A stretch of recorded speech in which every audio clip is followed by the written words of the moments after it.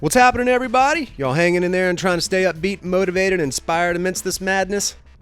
It sure as hell ain't easy. Today's guest is drummer Ash Pearson of Revocation. Ash and I caught up during some downtime where we touched on a few Zappa records and the genius of said man. Ash's warm-up regimen, the writing, recording, and touring of Revocation's last record, The Outer Ones, and a whole lot more. If you're looking to put out vinyl for your project, going over to my sponsor's website at neworleansrecordpress.com. They got you covered on all things vinyl pressing related, so hit them up, and that's neworleansrecordpress.com. With the entertainment industry so heavily affected presently, be on the lookout to take remote lessons from your favorite musicians, buy some merch, buy some records. Do what you can to keep all these artists afloat in these uncertain times. You can even hit up today's guest, Ash Pearson, at ashpearsonlessons@gmail.com. As mentioned previously, shit ain't easy right now. Crash Bang Boom podcast can be found on my SoundCloud, YouTube pages, as well as Google Play, Podbean, Stitcher, Luminary, and more. Check out my Facebook and Instagram pages for additional content and updates, and please give me a like, a follow, a subscription, etc. if you could. Support is appreciated. So here we go, everybody. Ash Pearson, part 2. It had been a minute, like about 3 years worth of minutes. That's a lot of minutes. Crash Bang Boom. Crowds go mad with joy. Yeah! All right, Ash Pearson, man, what's going on? How you doing, buddy? I'm doing very well. Thanks for asking. I just went and bought myself some groceries. It's a beautiful day, and I just finished making some dinner, and now I'm sort of just enjoying my first beer of the evening and ready to sit down and talk with you about drums and Frank Zappa and all the fun stuff. Right on, man. It's crazy, dude. Time flies. The last time you and I spoke, we spoke in my apartment, and that was over 3 years ago. So we got some catching up to do. I believe at the time it was let's see, Revocation played at St. Vitus, and I think y'all kind of just you might have flown in, or maybe it was on the tail end of a tour or something. But you just did kind of, I feel like, a one-off show, because I know you played the house kit that night, and it was of course another amazing show. But since then, obviously, you've written, recorded, released, and toured on the Outer Ones. So we'll have to do some catching up on that. But what's been going on over the last month, and how are you navigating the crazy world in which we find ourselves? Well, the last it's, you know what, it actually hasn't been too bad, I gotta say. I mean, so the good thing for us is that we in Revocation we just finished up a tour, and when we got home, they put on like all the travel restriction stuff about maybe 10 days later or something like that. Maybe about a week later, 10 days later. So we didn't have to cancel any shows. Wow. Which was great.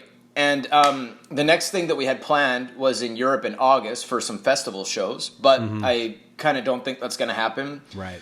So that being said, we're sort of able to read the writing on the wall and sort of put this whole situation into our plans. But you know, I know so many people, friends, lots of friends who are just they were just starting their springtime tours. You know, like starting like in the middle of March. You know, they were in people in Europe, people in the States. They were just about to kick off their first week. The Car Bomb guys in Europe, Killswitch Engage, Carnifex, all these bands we're all homies with. They were probably less than a week in, and they all had to just change their plans. Devin Townsend, he was out on the road. Everybody had to fly home. Bizarre, man. Dude, that sucks, man. Yeah, but the silver lining is it's nice to be home. Be with my girlfriend. She's working from home. We've been together 13 years, and wow. I feel like we're making up for lost time of me being on the road so much, and so we're spending a lot of time together. I'm teaching a lot of online lessons, which I've been sort of kicking it up with that. Awesome. So that's been good, and then it's I've been writing and recording lots of demos for all sorts of different side bands, like working on new Revocation music and Zimmer's Hole and a couple other bands that I got. Gotcha. And so it's allowed me time to do that kind of stuff. So, there's a silver lining, I guess, with all this shit going on. So yeah. With the Revocation demos and working through that stuff, given the geographic, distance between the members, opposite coasts and whatnot, how does that usually work? Is it mostly just people bouncing around whole songs or riffs, and then you're recording stuff, or all the above? Yeah. So sometimes Dave will either have a full song or like a good first half of a song, be it like an intro and a verse and a chorus or something like that. Yeah. And then usually it's something that tends to germinate, and him and we never usually go more than a couple months without seeing one another on an average year, just because we end up touring. Right. And then when we're on the road or something, we at least have verbal discussions about, hey, that song I got, I'm on a practice pad or something. We're warming up for a show, or maybe on some of the rehearsal days that we have before we go out on tour. We run through some of the new material. Right. But for the most part, we end up doing just like Skype kind of stuff, where he sends me like just guitar track versions of a song, of a new tune, and then we talk about the skeleton of maybe, is this a thrash beat part? Is this a blast beat part? Is this a part where there should be a cool fill and all this stuff? And we talk about these things. I write them down, and then I go and record my first impressions, and then also what we discussed, And then I send him to him. He's like, this part's really good. This part I'd like to have maybe a more complicated fill there, or this part I'd want you to actually match this thing I'm doing a little bit more. So it's a back and forth where we just talk about the files. It's a file sharing thing, Totally. and it seems to work. I mean, it's the wonders of modern technology. Yeah. You can get an awful lot done, if you have a system. Right. That's the thing. Well, and speaking of the outer ones, tell me a little bit about tracking that record, and maybe if there was any particularly challenging sections or scenarios that you ran into. You strike me as someone that's pretty prepared going into the studio. So I don't know if you've ran into any roadblocks or hurdles, but I guess just tell me a little bit about where you recorded it and the experience of recording it, because there's definitely some killer drumming on it. Totally, thank you. Normally we record everything with Zeus, our producer, but there was some scheduling conflicts with recording the drums at his studio. So we ended up going with this guy, Shane Frisbee is his name. He works out of Cape Cod, I think it was, okay. Or it's one of the islands. There's Cape Cod. Anyways, it was a really nice place. It was like he had like an outfitted barn in his backyard that was like a studio. Wow. And it wasn't a barn in the hay and chicken coop sense. It was just like it had that shape, but it had a control room and a nice drum room and all this stuff, and it was a pretty cool little setup there, man. And we stayed at his house. Nice. Just right across the way, and it was a pretty fun experience. We would cook dinner in the evening. We had bunk beds in the whole basement to ourselves with like a pool table and fridge and all that stuff. I drink maybe like 5 or 6 espressos every single day. I'd take a short break. I'd drink some coffee. I'd be eating like granola and stuff like that, and just slamming water and then drinking coffee, and I'd just be drumming like all day long for like 8 hours a day or something, and I had a great time doing it. So the whole experience of doing it was really fun, but then tough sections. There's like a little drum solo thing I do in the middle of Vanitas. I think it's like the 6th track or something like that. Yeah. A lot of that was just, we sort of did on the fly, and we tried like a handful of different ways. It was meant to be a solo, right? Right. And so we did a whole bunch of different passes at that, and we sort of built on that. That one took a little while to put together and get something that was good, that we were happy with. But everything else, was pretty well prepared for the most part. Yeah. Dave is in there too, helping me out. Being like, yeah, that was great. Maybe try it. I want to try it like this, try it like that, or whatever. So there was just like a whole handful of suggestions being thrown my way. Yeah, but all in all, it was actually a pretty fun experience this time around. Yeah, it sounds like it. It sounds amazing. Yeah, man. Tell me a little bit about, I guess, touring on the record, because I guess you had probably, a couple years worth of touring off of that record? Yeah, we did. And yeah, man, we got some pretty good mileage out of this one for sure. Definitely. We had some plans for fall, for summer. Nothing too crazy, but yeah, we got a good 3 years out of this album cycle, I think. And wow. Some really good tours, man. The Voivod thing that we did was fantastic. Yep. You were there, right? I was, yeah. That was amazing. Voivod was especially great that night. I think from being on a bill with y'all and Psychroptic and some of those bands, they played like their thrashier, kind of heavier set. They were awesome. I'm a massive Voivod fan anyway, so that was just great seeing them. And I loved the whole bill. I thought was amazing. Yeah, man. Those guys are sweethearts. They're legends. They're fantastic at what they do. They were so good every single night, and they were a pleasure to share a bus with. And then, actually, so that was the New York show that you saw, and that was the very last day of the tour. Right. And then we were set to fly home for a month, and then go to South America for about 2 weeks after that. But it ended up that we got a really killer tour offer to be main support for Killswitch Engage. Ah. And so we ended up working that into our touring plans, and that was in relative terms pretty impromptu, because normally you have at least like 3 months of a window where there's an offer, there's a tour offer. It's January. Do you want to go on tour in April or something? Like, that's kind of how it normally works. But we only had about a month or 6 weeks tops worth of prep. I think it was less than a month, I think. Which we had to scramble and book plane tickets and logistics and bus and all this stuff, crew, right? Yeah. But that one ended up being really good. So, so we played New York, and then we went right to JFK and flew to Europe, and then was playing a show like a day or two later, and then right from there we went straight to New York from Europe, and then flew to Mexico, and then continued this whole tour. So it ended up being almost 3 months long. Wow. And so that was actually pretty fun. It was a total adventure. Yeah. Yeah, but yeah, man, we had some really good touring opportunities on this one. The songs and the material was a blast to play live. It was my second record with the band, so that also felt like a cool sense of accomplishment. Like, the fan base is more familiar with me and my playing, and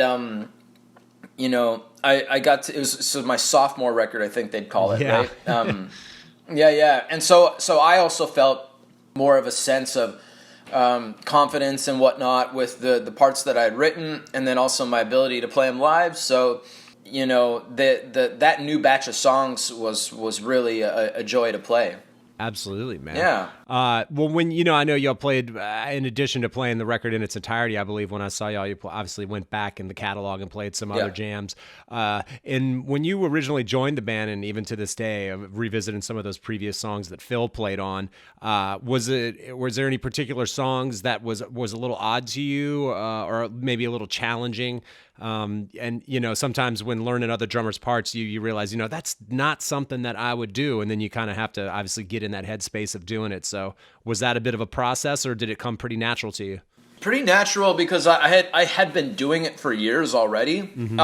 Not just with Revocation music, but when I first joined 3 Inches of Blood, I had to learn a whole back catalog of drummers' parts and stuff like that. And I've had to fill in for bands, or even just like when I was teaching myself to play drums, I was learning to play along to records and trying to match a whole array of different drummers' kind of general styles. So, sure, maybe there's some beats where it's like I might have changed a thing here or there just to fit my sort of style, but it was never very much because of a limitation. It was just more because of a stylistic choice. Right. But yeah, there's some, like we played, I think Existence is Futile is an old school song, and Madness Opus. Those songs are so much fun to play, and I love the drumming on those records, Yeah. and on those songs, and it's a feast to play. And I mean, I really feel like I made those songs my own now. Just it almost feels it feels totally natural to play that stuff. And I think like most drummers, they're used to being chameleons of sorts. Yeah. You got to adapt to a style. You got to adapt to a different drummer's parts that you're trying to recreate and stuff like that. So, I feel like I've been doing this for a long enough time where I can kind of fill different kinds of shoes as is needed. Totally. Yeah, I mean, I thought, to your point, I think in hearing you play the stuff that obviously you've been on and reaching into some of that back catalog, it all flowed really seamlessly, and it sounded like you were pretty much at home with everything. And in particular, one of the things that I wanted to ask you about was I noticed that while playing it, you really seemed to really stay calm, and I spoke to you briefly about it after the show, and you were telling me about just like breathing and kind of getting control of that, because just being amidst such chaotic music and such high energy music, you kind of really have to be focused on that, because you could blow yourself out pretty easily early on in the set. So tell me a little bit about, I guess, maybe you focusing on breathing and just staying calm amidst all of that, and how you got to that point. You bet. So a part of one of the main parts of my warm up, or at least where I start, is I'll hold the sticks and I'll exert the minimum amount of influence on the stick to make it move. So I'll hold it down like completely flat on the pad, and then I'll move my hand and my fingers and my wrist only so much as is as needed to sort of lift the stick and then to let the stick bounce. Yeah. So I try and get a bass line. So I don't start by playing loud, and I don't start by playing fast. I start by playing really just like light, because that's what I want to get my body back in touch with, is the ability to exert a small amount of influence and get maximum kind of effect out of things, Yeah. Because I don't want to be working too hard. I don't want to do any of that stuff. So that's where I start, and then I start to, I'm getting back in touch with, bounce, bouncing the stick. Chris Penny, shout out to him. He part of his warm up. He's like, I don't try and learn anything new. I just try and reinforce the things that I'm going to be using, and the stuff that's helpful for me and my drumming. So I'll do that where it's like I bounce the stick. I do like, maybe 8 on the hand, or I do like a minute or 2 on the right hand, minute or 2 on the left hand. And then I start to, interlacing single strokes. I'll do doubles, paradiddles, inverted doubles, and then I'll do things like flams and drags and stuff like that, and really just try and reinforce my dexterity. I do like shin raises, where it's like I plant my heels on the ground. I don't always have time or a chance to use like a kick pedal practice pad or anything like that. So when I warm up my feet, I'll put my heels on the ground, and I just lift my toes up while keeping my heels planted on the ground, and I slowly stretch out my shins, because I'm usually walking for the better part of the day, so my calves are, in pretty good, they're usually pretty warmed up in general. So it's my shins that I start to try and pump some blood into. Yeah. And that's part of my warm-up routine for my legs. And then same with, like, I'll put the ball of my feet on the ground, and I'll raise up my heels, and then I'll just do like a sort of a twitchy kind of a motion that is, kind of mimicking like a swivel or something like that, so I can sort of break off some of the adhesions in my leg and just get some blood flowing to the area. And then I'll start to put on like a metronome, maybe like I'll start at 190, and then I just like rip on that for like a couple minutes back and forth, and I bump it up, and I try and get to like 220 or 230. Wow. And then the first song that we play is at 187, which is the outer ones, and and that's also part of my warm up, you know, where I don't, that I'm getting a turnaround of our set list a little bit. Yeah. I guess that which can of unworldly origin is our first song. Okay. And that's at 225, and that's just a straight blast beat. So Right. yeah, and then I gotta remain calm. That's a big part of it. I kind of look like I'm baking a cake up there sometimes, you know, where I'm just, you know, I mean, your arms are just hanging at your side, and your arms and your elbows are meant to move around your hands across the kit, and your hands are the players. So, you know, I just try and keep in mind things like economy of motion, breathing, technique, note values. I try and hear the note value that I'm going for in my head, so I'm not. I can actually imagine the sequence of notes that I'm trying to achieve, and so as to not, you know, overdo the amount that I'm trying to play. I'm not trying to overforce like anything, and I'm just trying to essentially just chill, because you got lots of adrenaline pumping on you. Right. When you're playing a show, right? Lots of that. And then, but you also got to learn to, you know, chill out and then perceive what the click track is trying to tell you should be playing, and just play it with confidence and calm too, you know? Very Zen-like kind of thing. Right, totally. And I got that from you, and I think it's interesting that you told me that, because in listening to you play this stuff, I thought that some of that Zen-like nature that you seem to be embracing might have been manifested itself in the way you were grooving in the stuff, because generally, I think, you know, oftentimes with music such as what y'all do, whether, you know, just extreme music in general, it has a tendency to be a little stiff and a little overly quantized, even in the live form of it, just very much kind of on top of it. But you seem to kind of have a comfortable sort of pocket that you're able to convey somehow amidst all that, which is not very common. So that's one of the things I dug about your playing that night as well.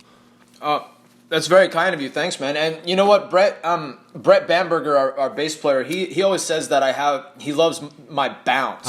He says I have a real nice bounce to my playing, and I think that's kind of like, I mean, to me it feels natural, but it is a bounce. It's a groove. It's a wave. You know, like music isn't like a pogo stick bouncing up and down. Right. You know, it's more like of a action reaction, up and down, wax on, wax off, yin and yang, all that kind of stuff. There's always a flow and a forward momentum to music, just like straight up. That's how I think of it, and I think everything.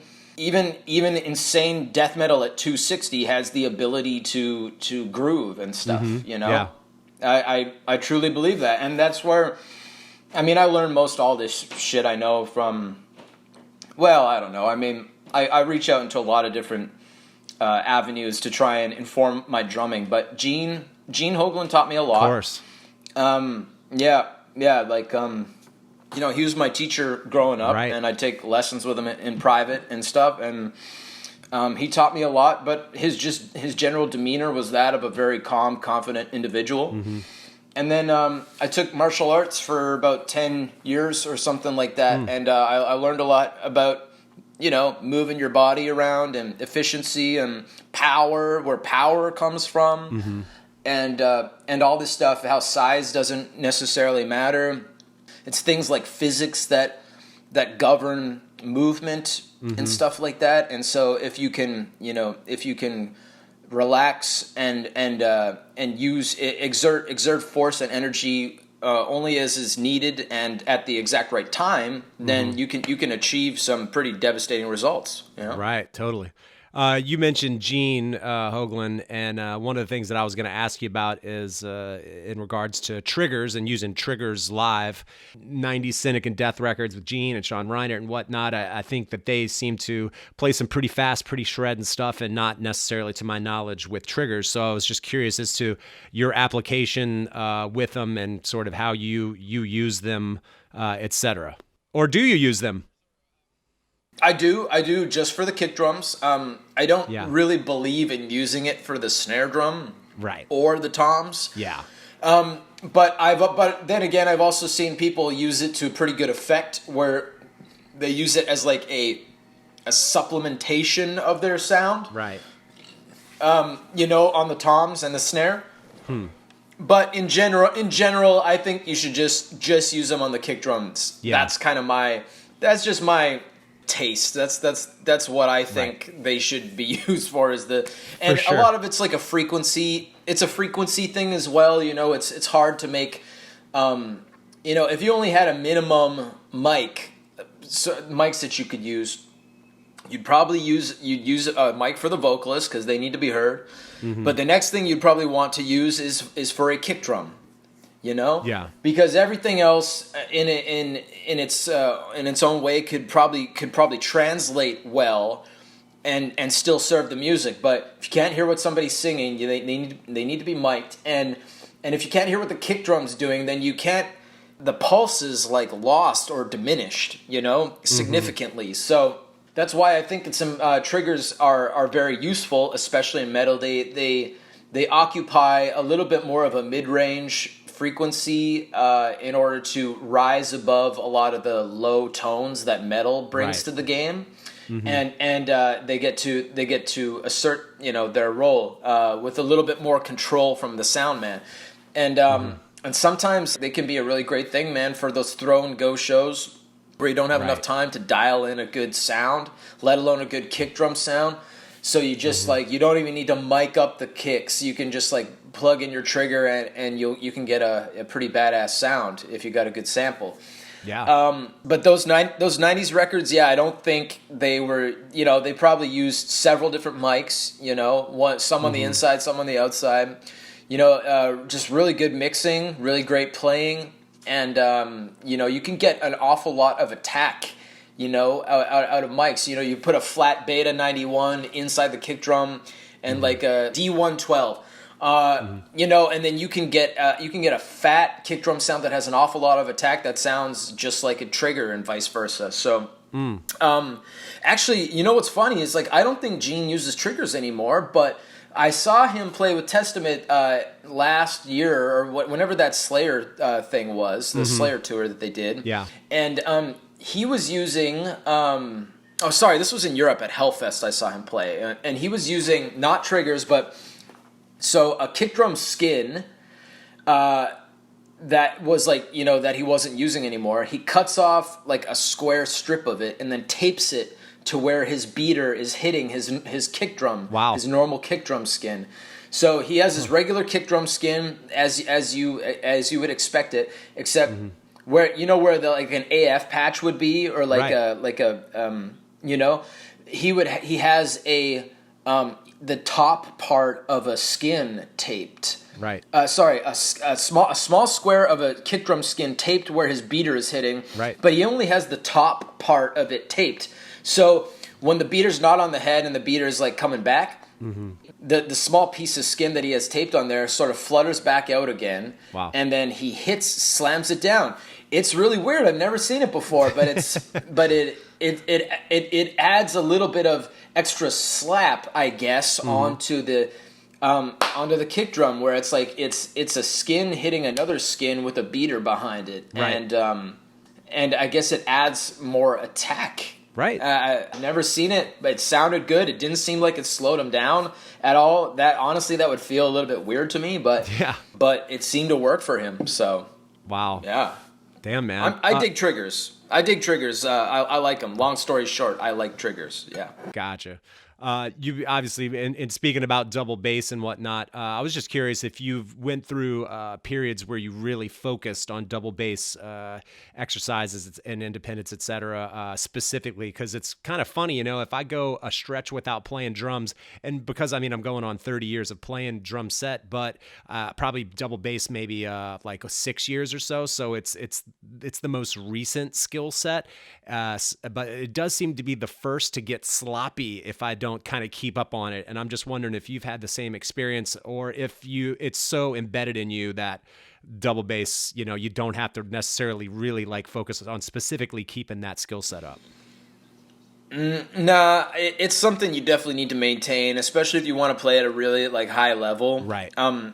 and I don't as much as I should. Like, my friend Alex Rudinger, he does a high intensity drum warm up every single day of his life. Wow. Regardless of whether he's on tour, going on a tour, any of that shit.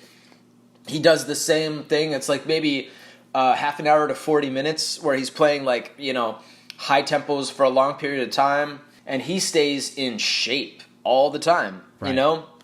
I do not do that. I get back into extreme drumming shape when it comes time for me to go back out on the road. And in general, the other stuff that I pursue is more dexterity based and then stylistic things, Right. Other just style based stuff that I want to pursue that I feel makes me into a more well-rounded drummer. Right. So but the things that I do for maintaining double bass stuff, whether I'm on the road or when I'm leading up to going on a tour, is kind of like endurance-based stuff, isolating each foot, and then you put them together, and then you can do short roll combinations, right. Short roll exercises where you're playing eight right foot, and then you lead with your left and do a short roll. Right. And then eight with your left foot, and then play a short roll leading with the right. Just these little things that reinforce left foot lead, right foot lead, and so on and so forth. Right. But yeah, man, double bass drumming is definitely a discipline. Yeah, totally, man. So I know the last time you and I caught up, we talked a little bit about Zappa, and I actually went back and revisited the episode a little bit, and I know that I had given a shout out to my kind of favorite four of his discography, being from 73 to 75, Overnight Sensation, Apostrophe, Live at the Roxy, and One Size Fits All. Yeah. But I'd love to delve into some a little bit of those records. And it's so crazy when I think about it. I mean, as I don't know if you know of anyone that could be considered to be more prolific than Frank Zappa, but I mean, to my knowledge, I believe it was 62 records in 27 years. And then all the posthumous live recordings and everything else. So it's like, I mean, my God, how is that even possible? I know. Yeah, man, it's insane. Like, and it seemed like a novel idea, but he was a composer who used a rock band as his orchestra. Totally. Yeah. And, there are more prolific people out there, to be fair, but they're like composers in a traditional sense. I mean, someone like John Zorn has made an awful lot of albums, Right. There's tons of people, but not necessarily people who are, guitar players and singers in their own right, just like making album after album after album. I mean, he did 3 albums in 1972 alone. He did 5 albums in 1979 alone. Oh my God. It's like insane. I mean, although it's part of, Joe's Garage or whatever. Right. But it's still considered like 2 different. I mean, hell, even four albums in a year is like fucking, who does that, It's insane. And yeah, for sure. And they're all pretty good, you know? Right. So that's another thing. Totally, man. Yep. He's an enigma, man. Oh, absolutely. I've kind of joked that I can't imagine a scenario where Zappa was not sort of on the spectrum of some kind, some sort of high functioning, some sort of spectrum, something or other, I mean, it just, I would imagine that was the case, and it's kind of funny because I kind of have my holy trinity of guys that might have been high functioning sort of spectrum guys. And I love Jeff Lynne from ELO, who, he would write all the songs, produce the records, masterful singer, orchestrator. Yep. And then, of course, Danny Elfman of Oingo Boingo. And then, of course, all the Tim Burton movies. I'm like, if the body of work from some of these guys and what they accomplished is just, I'm like, well, I guess they're special human beings, clearly.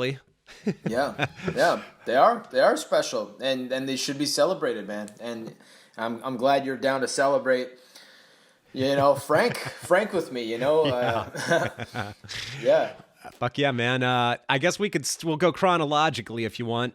So we could start with Overnight Sensation, and just a really hilarious record. Some of the more ridiculous lyrics and song titles, and that's coming from somebody in Frank Zappa who constantly wrote crazy lyrics and perverted song titles and everything else. But I mean, from Dynamo Hum to Montana and Camarillo Brillo, and then it's got the funky tracks of Dirty Love and I'm the Slime. No. And I think one of my personal Frank Zappa, maybe like my favorite guitar solos. He really rips a sick ass solo on the song 50/50. Yeah. And there's a keys solo, then a violin solo, and then he just rips this crazy thing. He sounds like an absolute crazy person, but I love it, man. No doubt. Hell yeah. Yeah, you bet. It's so sick. And then there was one, and then the following one, obviously, you have Apostrophe, and we can talk about one of the passages and a song that you had mentioned. You had another crazy record, of course, Eccentrical Force. Eccentrical Force. There it is. FORZ, because he's such a weirdo. Yeah. The Rippin' title track. It's got another great guitar solo and all kinds of shredding on it. Then there's that really absurd melodic percussion section in St. Alfonso's Pancake Breakfast, which then leads into the song Father Oblivion, which is another great song. Yeah. But yeah, what is going on with that melodic percussion section? That section is just outrageous. Yeah, there's a great version of the marimbist Ruth Underwood. Because they did a classic albums installment of Overnight Sensation and Apostrophe. Did you see that at all? No, I don't think so. Oh, dude, you gotta check it out. It's Dweezil and Joe Travers, who was the Zappa Play Zappa drummer for several years. Right. He's the guy who's the Vaultmeister who keeps track of, takes care of, and of all the master tapes of his shit. So he's taking care of the Zappa vault of recorded material. Oh my God. And so it's Dweezil and Joe Travers sitting behind a soundboard, and they do stuff like isolate tracks, right? So they'll isolate like a vocal track or something, something like 50/50, or in the case of Overnight Sensation, Tina Turner sang on on one of them too, and Ikets, I think it is. Yeah, I forget which one, but she's definitely on it. Yeah, she sang on I am the slime on your bed, that one. That's her. Wow. Dirty Love, she was on that, wow. And then she was on, I think, Zombie Wolf. Telling you all the zombie truth. Yeah. Here is like all the females you hear on that. That's Tina Turner and her Ikets. So, wow. That they talk about that kind of stuff. They isolate those people on the soundboard, and then they also have some little interviews with people who also played on those records, like George Duke. Right. Rest in peace, and like Ruth Underwood, who played percussion and marimba and vibraphone. She whips out the sheet music, and then she plays the part for you too. So that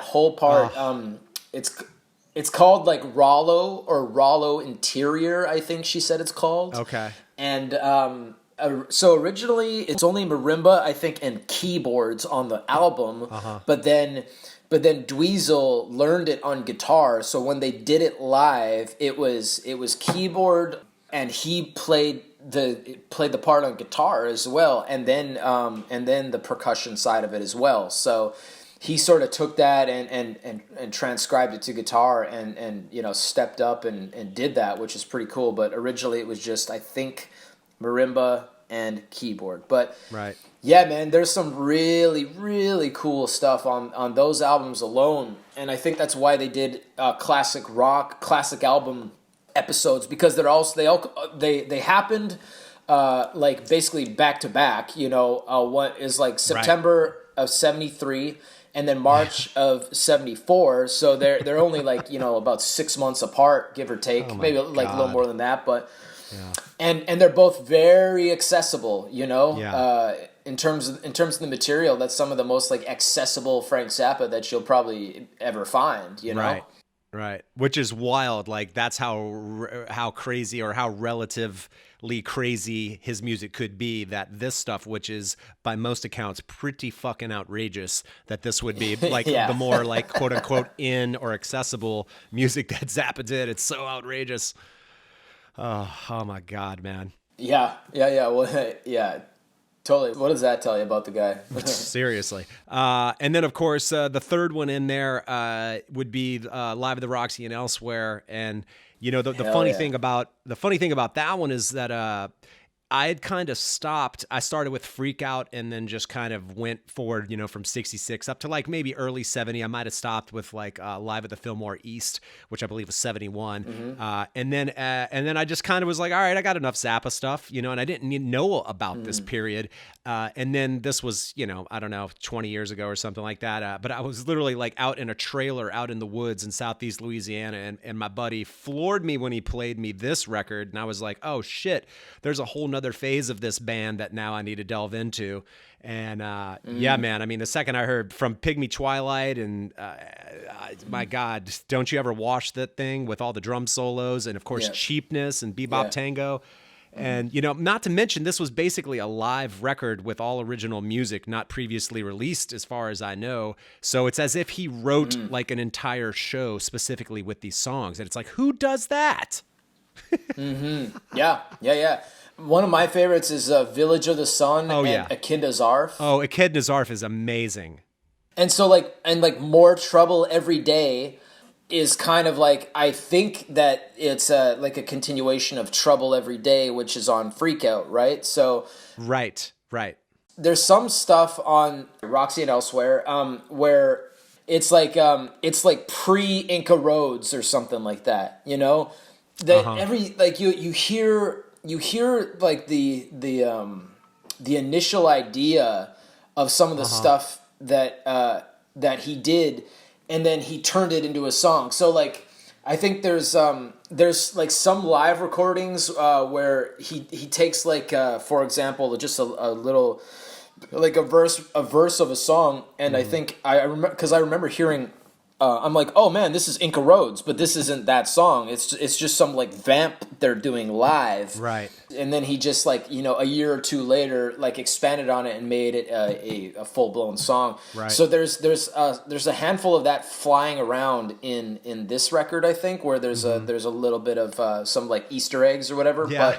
But Penguin and Bondage is great. Yeah. And I was always a fan of. Pygmy Twilight, definitely.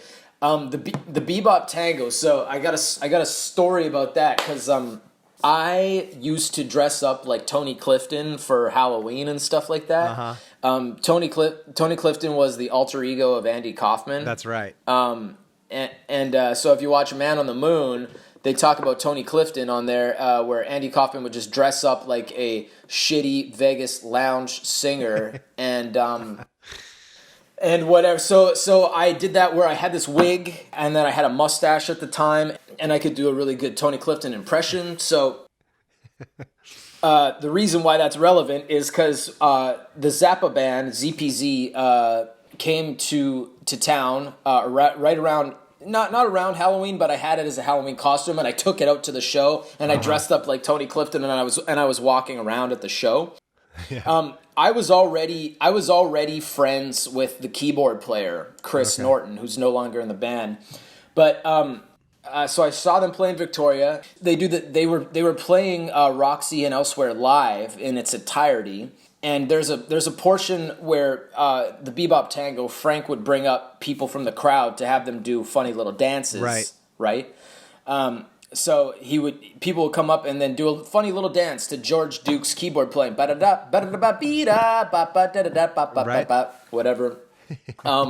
So Dweezil was doing that, and then Chris was like, "Hey, was that you dressed up as Tony Clifton?" I'm like, "Yeah, that was me. I dressed up." He's like, "Man, that's cool." He's like, "You should come on stage tomorrow and and do that while we're playing the bebop tango. Nice. And so I ended up at the Vancouver show in front of like 1,200 people. I came to the show early. I met Dweezil in the backstage area. Yeah. And he's like, so what do you want to do? And so I was like, I can't tell you in my regular clothes. I need to go put on my costume. Uh-huh. And so I went to the bathroom, I put on my costume, and I came out, and then I just started insulting him. I was like, hey, were you Dweezil Zappa? Yeah, I love your band. Grandpa plays Grandpa. What are you, like 50? You know? Right. I was saying shit like that to him. And he's laughing. He's like, oh, I like that a lot. So on when we did the Bebop Tango live, I came out on stage. They gave me a microphone, and I came out and I just started insulting the band. I started insulting I started insulting everybody and just like tearing them a new asshole. And then the keyboard player played the notes, and then I basically went insane at the keyboard sounds, and then I tore off my costume, and then I was born a virgin Zappa fan. And Nice. So that was my connection to the Bebop Tango and to the band itself too. Wow. I'll send you that video. It's pretty funny, although pretty outrageous too. Oh, amazing, man. Oh my God. That's hilarious. Yeah. Good stuff. I think you might have actually told me that story the last time we talked, believe it or not. Oh, boo. Well, I'm sorry to repeat myself, but it's definitely relevant for all the Zappa talk that we're having. Yeah. That's all right. Absolutely. Fuck it. I mean, I'll just leave it in just because it's so relevant. But the other record, obviously, and honestly, man, maybe my favorite with some of the songs. You mentioned Inca Road. So on One Size Fits All, obviously that's the opening song. You have Florentine Pogan, San Bernardino, Andy. I mean, Evelyn, a modified dog, is a little strange. Yeah. The last track, Sofa Number 2, where Zappa's doing his crazy German shit, is it's wild. But my God, some of the songs on One Size Fits All, my God. Yeah, so beautiful. I was always a fan of the Sofa Number 1 and Number 2. Yeah, just the melody is so nice. It's really pretty. And San Bernardino, it's a good. That one has a good hook. Inca Roads is just like a really interesting piece of music, and it's got a really great vibe and like lots of peaks and valleys to it and everything like that. Totally. And then that song Andy's really cool too. It has almost like a at least it starts off like it's a gospel or like it's holy or something like that. Ah, da da da, ooh, da da da da. There's so many beautiful moments on that record, and I love the artwork too. Right, the artwork's great. It's wild. Mm-hmm. Oh man, yeah. What a fitting cover and just package for such a wild album, man. It's amazing. Man, I'm just reminded of a lyric off Inca Roads. So what is it? Did a booger bear come from somewhere out there just to land at the Andes? Was it rounded? Did she have a motor? Or was it something different? Guacamole queen, guacamole queen, guacamole queen. At the Armadillo in Austin, Texas, or did someone leave a space for Chester? Or did someone build a place to leave a space for Chester's thing to land? Oh my God, that's amazing. Yeah, you know the part I'm talking about, absolutely. right? I'm amazed that you just knew the lyrics and could do that. Jesus. Well, yeah. Well, it also helped me learn the part as well too, because they do it on the marimba like about a minute and a half before the vocal part, where it's just like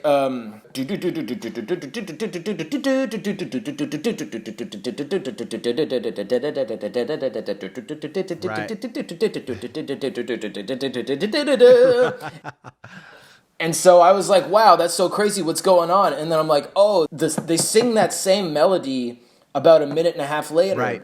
And so, like, from a percussion point of view, I was able to, be like, okay, just memorize these syllables and memorize the words, and then, straight up just translate it to the drum set. You know what I mean? I mean, you can orchestrate it however you want, but these are the kinds of lessons that I would learn just listening to his music, because there's it's all up for interpretation, you know? Right. Totally, man. My Yeah. God.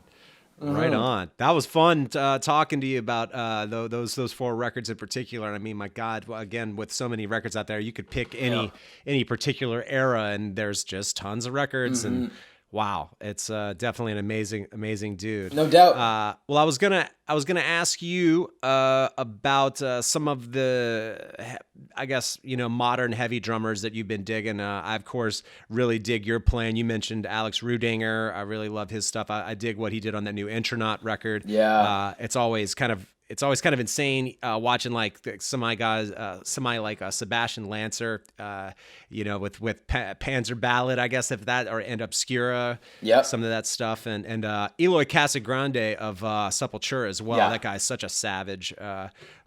But are Man. there any particular drummers, modern guys that you've been kind of digging?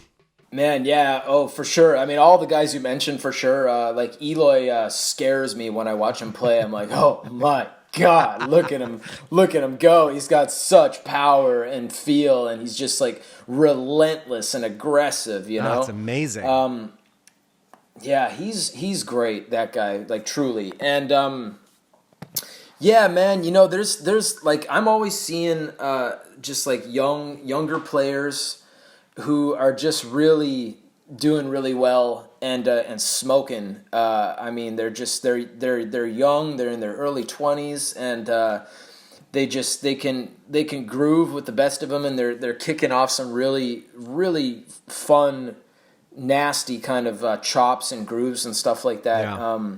I got a cousin who's like a total badass, man. Really? Like his name's Johnny Kerr, Kerr. Mm-hmm.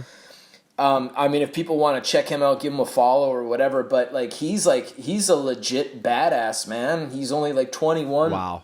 And he's doing some like serious chops and grooving and just like really great articulation with all of his strokes and really interesting ideas. And I mean, I'm just like, holy shit, like I didn't sound anything like that when I was his age at all, you know? I'm like, holy shit, they're just, the bar is being raised. Right. But, I don't listen or keep my ear to the ground as much as I should, and especially with metal. Right. I'm kind of one of those guys who likes what he likes. Like without, I'm not narrow-minded, but I also don't always like keep up with what's entirely new. So, right. I don't know. I listen to hip hop records. I listen to jazz records. Yeah. I listen to I listen to the greats. Yeah. You have your Tony Williamses. You have somebody like Tony Williams. Like I'll listen to Mahavishnu Orchestra. Of course. And listen to Billy Cobham. Oh yeah. I always get inspiration from someone like Matt Garska, who's just so good at what he does. Totally. And there's this band called Eiffel Duaf I'm a big fan of. They broke up a couple of years ago, but they had this. They were originally from Italy. They had this old Italian drummer who's now in his 60s. Wow. But he was a jazz drummer playing in a metal band, and his name's Davide Piovisan. He was always he was great. Just like playing jazz in a metal context and making it a true marriage. You know how they're like, hey, it's like a jazz part in a metal song, but usually it's kind of like it's like one and then the other. Instead of like being well and truly a good aesthetic blend. So that guy really achieved that. Nice. Fiona Apple Record's really cool. She's always had great like percussion and and stuff like that on her albums that I really dig. Is Matt Chamberlain on this one as well? Do you know? No, I don't think so. Okay. I think it's this lady named Amy something who I've never seen like any of her stuff like online. Like I don't know much of her presence online or anything like that. Yeah. But I do believe that she was her touring drummer for a little bit. Gotcha. And I think that she was one of the engineers, one of the recording engineers on the record. Her name's Amy Eileen Wood. Okay. And she's a great drummer. Nice. Geez, whom else am I? I mean, I'm stoked about all, just like metal drummers in general when I hear them. Adam Jarvis, for sure, we can shout out to him because I know he's the man. Totally. Dave Whitty, I was always a fan of Dave's. I'm always a fan of Gene's. Yeah. You know, Thomas from Meshuggah. Oh yeah. I mean, Danny Walker, the old drummer for Intronaut. Oh, yeah, he's amazing. He's a fantastic drummer. So good. Yep. Yeah, I had to learn his drum parts and Alex's for that show that I did with them, and that was super, super challenging, but very, very worthwhile pursuit. I bet. You know, because those guys are awesome. Yeah. Oh man, that is awesome. Mm-hmm. Damn, dude. Yeah, that was a fun one. Absolutely. Well, man, I know you, as you said earlier, you've been doing Skype lessons, so I'll be sure to include that information so people can contact you and hopefully hook up a lesson. Mm-hmm. And yeah, man, it was a fun hang. Maybe we'll get to do it in person sometime in the not so distant future. And we'll have a beer actually like person to person. It'll be amazing. Yeah, for sure. We could have a virtual beer when we're done this if you want to. But totally right. Yeah, I hope I didn't ramble too much. I mean, when it comes to someone like Zappa, I could like sort of talk all day and sing with drums and everything. No, it was great. But yeah, I appreciate the time, and I love your podcast, man. It's awesome, and you interview some really great guys and gals, and you got great sort of outlook on shit and enthusiasm. So yeah, thanks for having me. I really appreciate it. Awesome, Ash. Thank you, man. All right, everybody, thanks for tuning in. Thanks to Ash for catching up. Always down for a Zappa geek out, and always killer to talk to Ash and pick his brain about the many facets of his drumming and his approach and everything else. Dude stays cool, calm, and collected amidst the chaos. Something to aspire to. We'll catch y'all on the next one. Crash, bang, boom.